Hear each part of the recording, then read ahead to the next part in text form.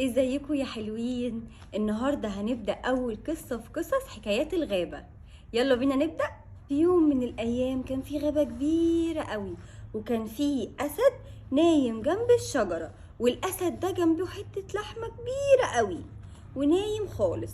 ففي كلب كده ماشي ماشي في الغابة، فهو ماشي كده لقى حتة اللحمة الكبيرة جنب الأسد، فراح قال طب ما اروح اخد حتة صغننة عشان انا جعان خالص.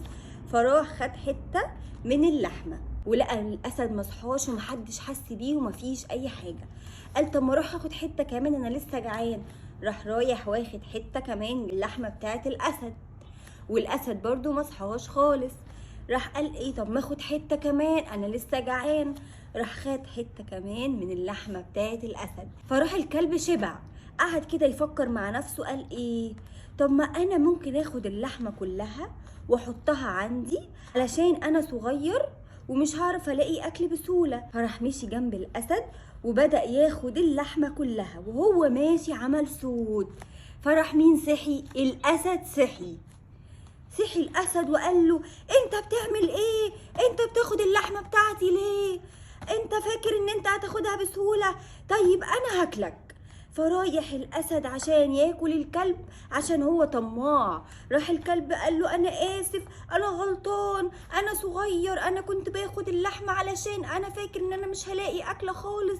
ما تزعلش مني يا اسد، انا خلاص مش هعمل كده تاني وهقعد جنبك اخدمك وبس. انت هتلاقي مني ان انا بفيدك وبخدمك وخدام ليك. راح الاسد قعد يضحك هو انت فاكر ان انت صغير هتعرف تخدمني؟ انا اسد الغابة، انا كبير، انا مش محتاج حد يخدمني، انا هخدم نفسي بنفسي، ابعد عني، بس انا هسامحك علشان انت ضحكتني. فخلاص الاسد قرر ان هو مش هياكل الكلب.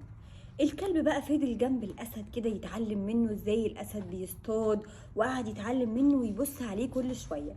ففي يوم من الايام الاسد كان لقى فريسه واقفه بعيد، فراح عشان يلتهمها، وهو ماشي ماشي ماشي راح وقع في المصيده. كان معمول له مصيده، قعد يصوت وينده حد يلحقني، النجده النجده انتوا فين؟ حد يلحقني، مش عارف يطلع خالص. مين بقى اللي سمعه؟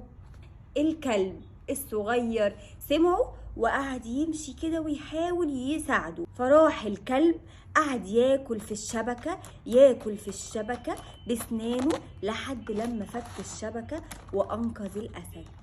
فهنا بقى الكلب والأسد صحاب، والأسد سامحه خالص وبقوا يدافعوا عن بعض. كده بقى اتعلمنا ايه النهاردة من القصة؟ اتعلمنا ان احنا ما نبقاش طماعين خالص، وان احنا ما نستقلش بأي حد حتى لو كان ضعيف، لانه في يوم من الايام ممكن يبقى قوي، ممكن هو اللي يساعدنا. النهارده بقى خلصت حكايتنا مع الكلب والاسد في الغابة. يلا نعمل لكم باي باي.